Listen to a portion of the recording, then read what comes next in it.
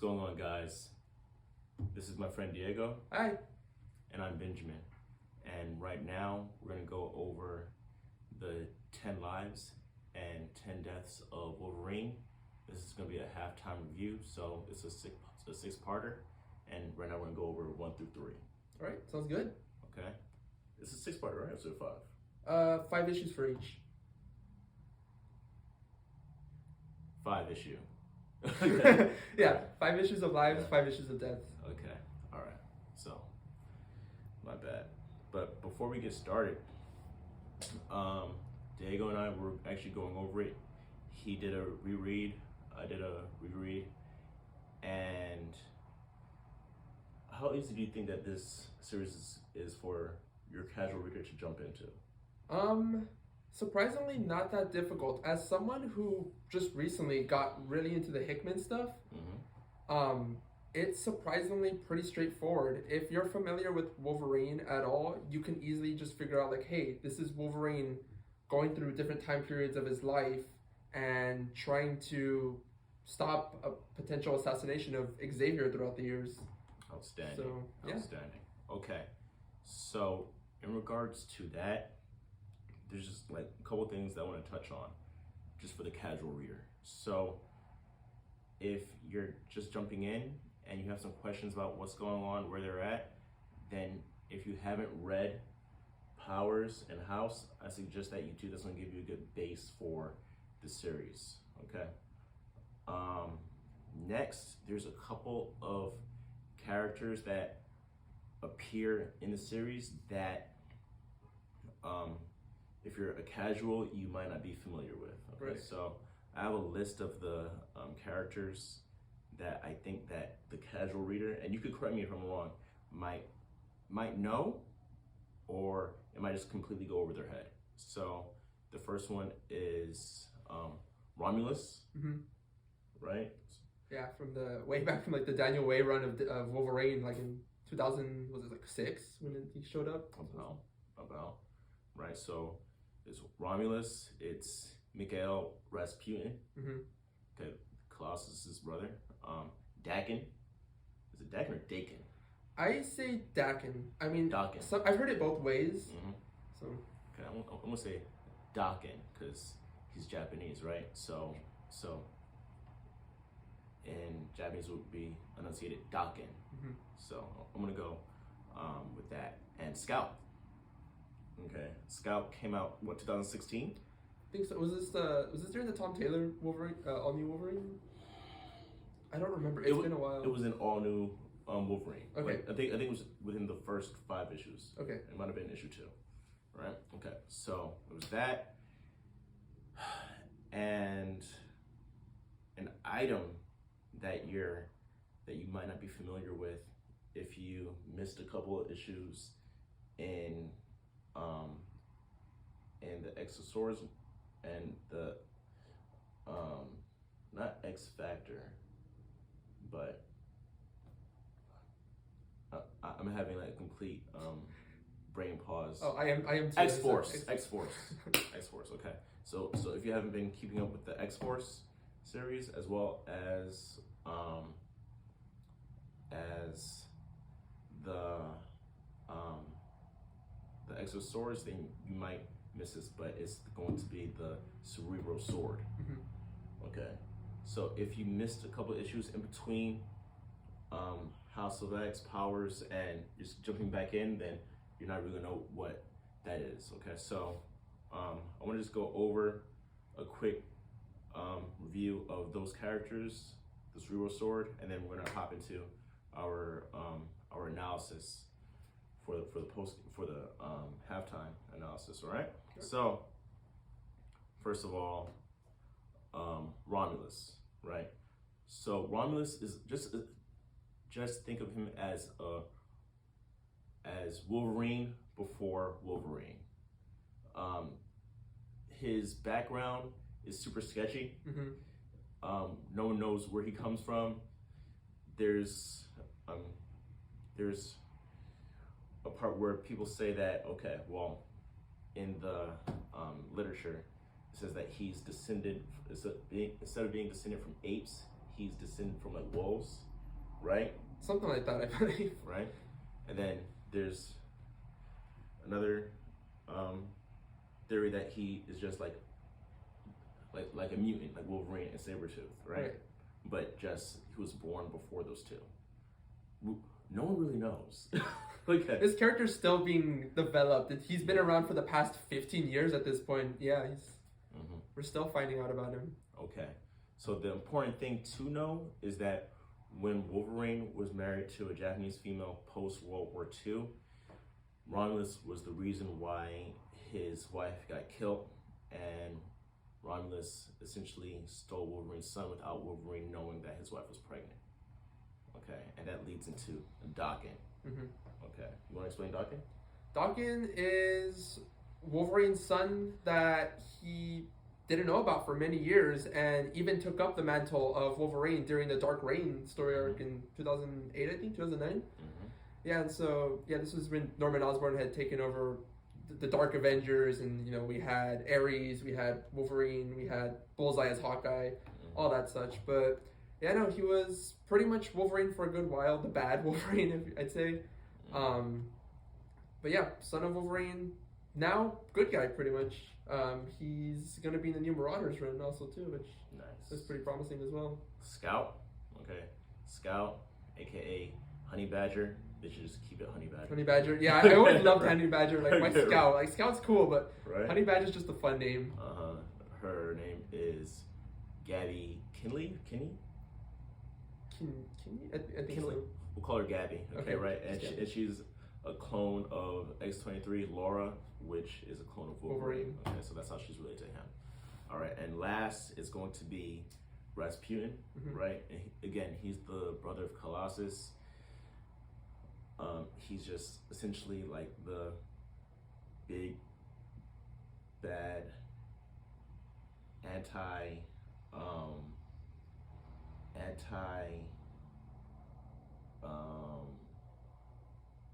we wouldn't necessarily call him anti-Colossus, right? No, I don't think so. No? I mean, if you want to, you can. Like he's just the typical big bad older brother, because there's three siblings. It's him, it's Colossus' sister, who I can't remember her name. Magic, and then it's Colossus, right? And then he's just like the typical older brother who he had the opportunity to be a good guy, but because of situations that happened due to like interdimensional travel, he ended up just becoming like an overall jerk. Okay, right? You can say it that way. And we're not necessarily sure what his motives are at this point in the story, but he's using the Cerebral Sword in order to send Omega Red back to certain time periods where he has the opportunity to take out Xavier. Okay, and he does that through just possessing bodies within those time periods. Right. And it could be anyone too, like anyone and everyone he can possess. Okay, so this is how we're gonna do it. We're gonna do art style. Okay, what our thoughts, which one of these that we prefer, and we're gonna go over story progression and character development. Okay, so in regards to the art, which one of these do you prefer, and do you have any thoughts? Is it bad to say that I like them both? I mean, it's not bad, but I like both styles. Both work very well with their story and what they're trying to do. I wouldn't say I have a favorite. I like them both equally. Okay. Yeah. That's just on me. Okay. I actually prefer the 10 Deaths. 10 Deaths art story? Yes.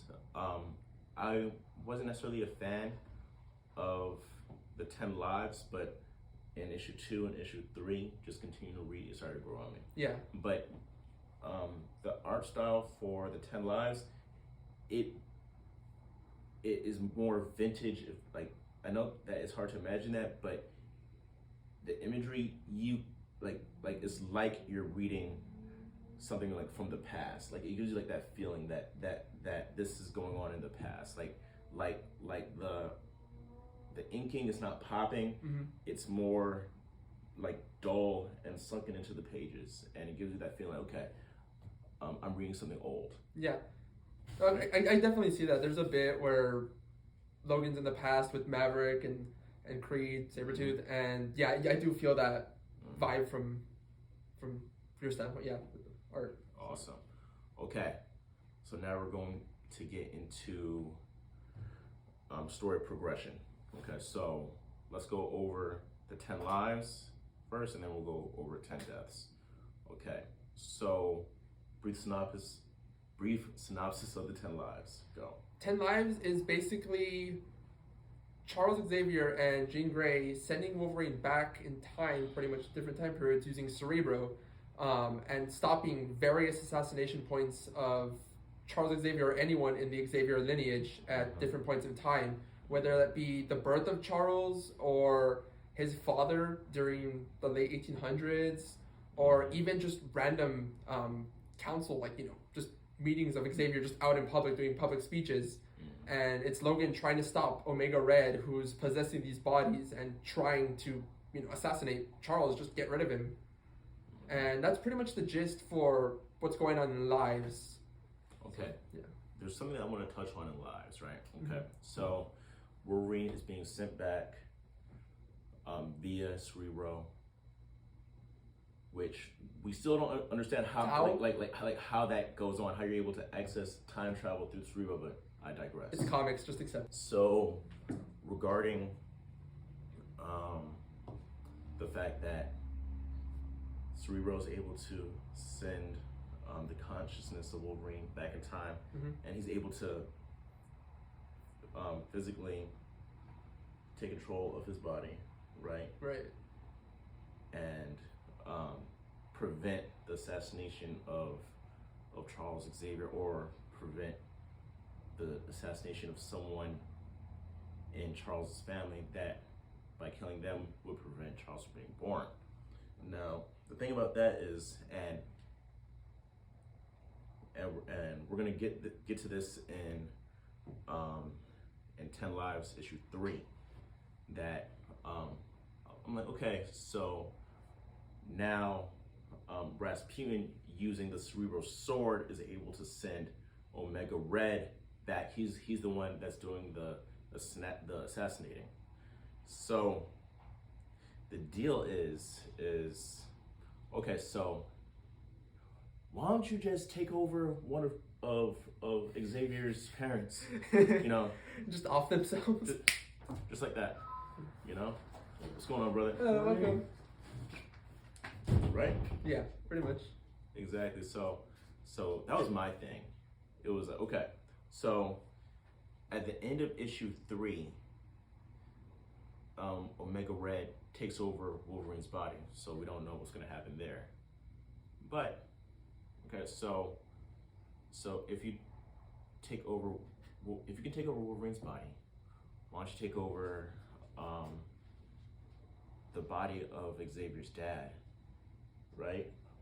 Or the body of Xavier's mom. Maybe there's something with the Xavier lineage that, like, you can't go through anyone there. I'm not sure. We'll have to see what happens in the future. But I mean, there could be an explanation like that. Yeah.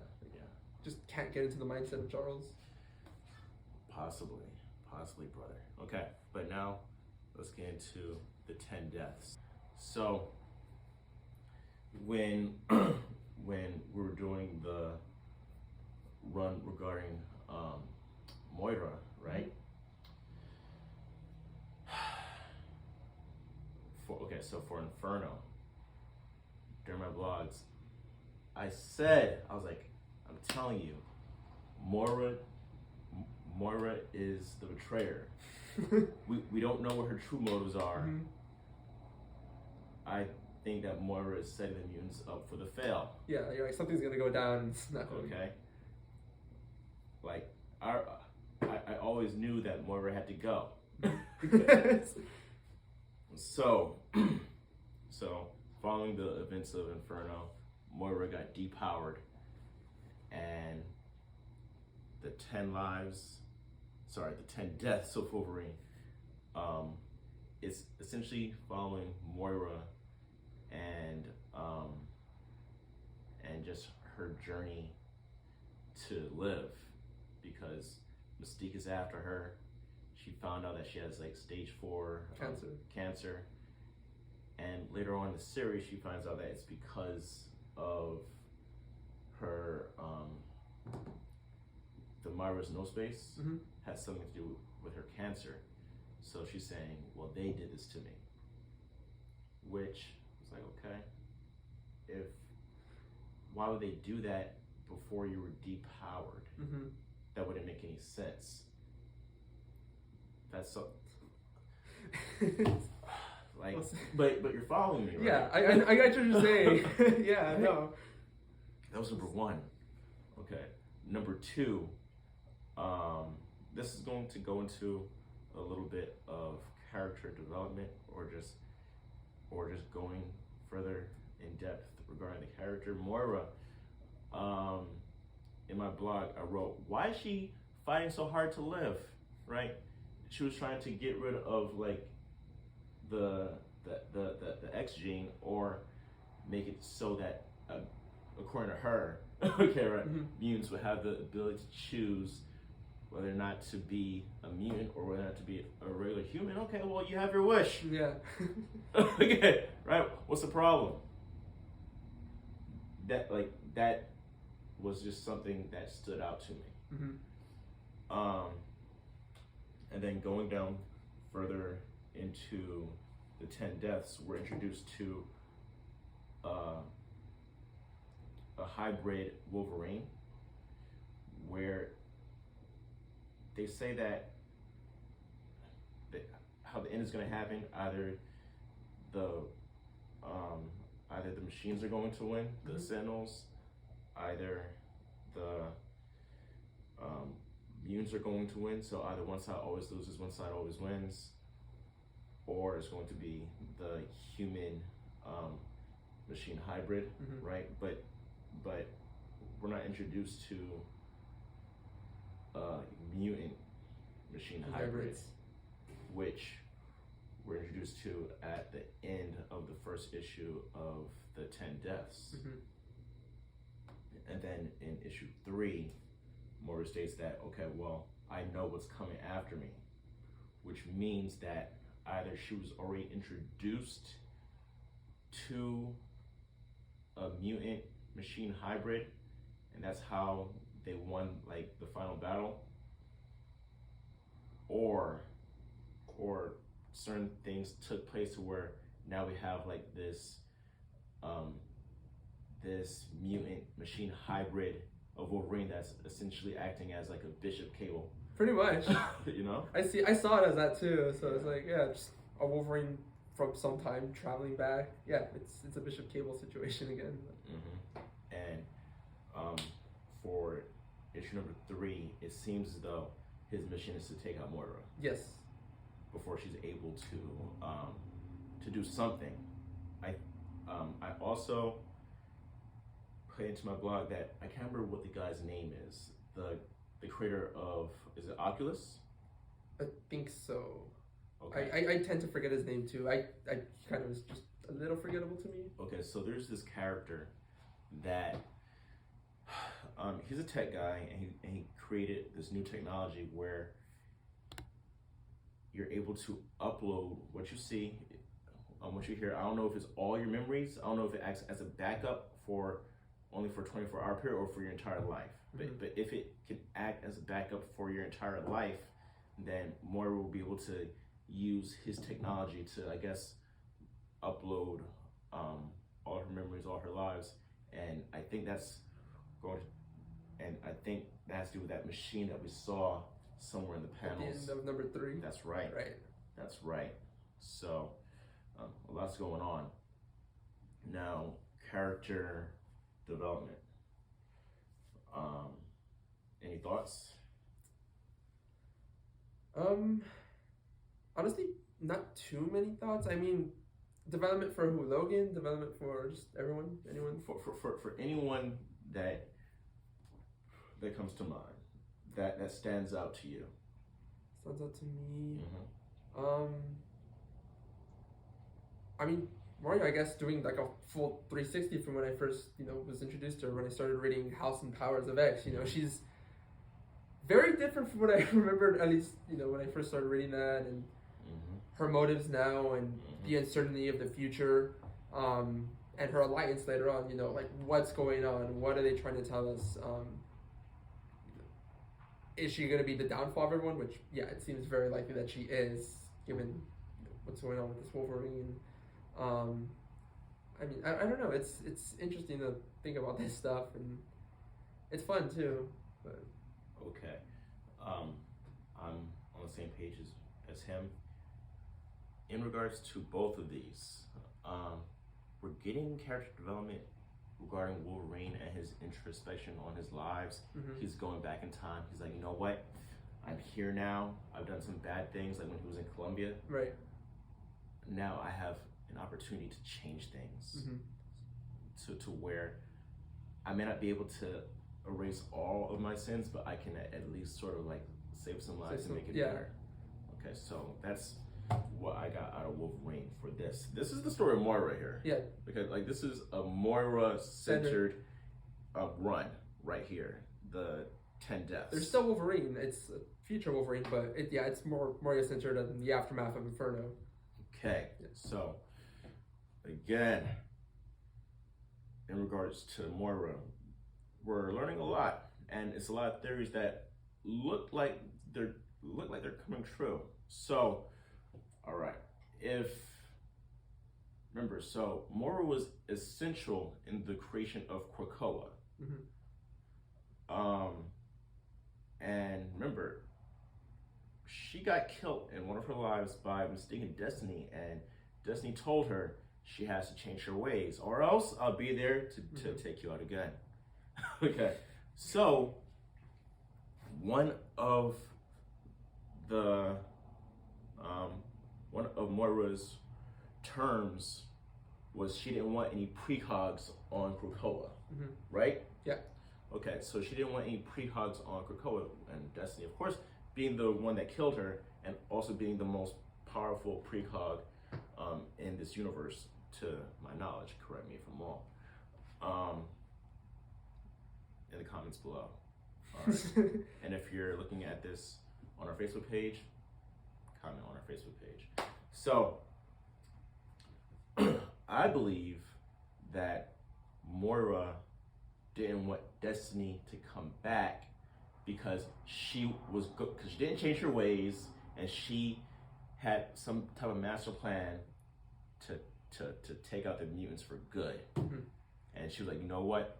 I can't let Destiny coming back and ruining my plan. I see what you're saying. Yeah, no, I feel the exact same way too with that. It's very much... I know you're watching. Yeah. I told Louise this. Okay. He called me crazy. Okay. All right, but by the end of this, we'll see who's the crazy one.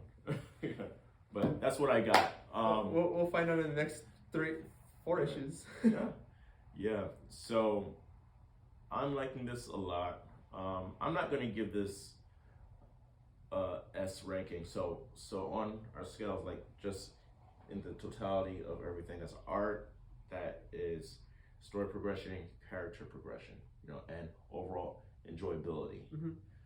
You go F, D, C, B, A, and then S. Okay, that's the top ranking. Okay, I'm giving this an A. A? Yeah, I give it an A too. There's a lot of X-Men stuff out there, like a lot, and I understand it can be confusing. It was confusing for me too. This is pretty fun, and this is, like, a not bad way to start off. Like, honestly, yeah, it's in the middle of something, but you can easily pick it up if you're familiar with these characters. Yeah, it's A. The art is fun. It's nice looking. It pops. Yeah, no, I definitely, I would give it an A. Yeah, probably. I'm with you too on that as well. Solid. So, to sign off, this is Diego. I'm Ben. We're going to be doing a lot more reviews, guys, so stay tuned. If you don't know about us, we're a local comic store here in the Rio Grande Valley, 956 McAllen, Texas. If you have any time, stop by the store, check us out. But until then, I'm signing off. Have a wonderful day. Right. Bye, guys.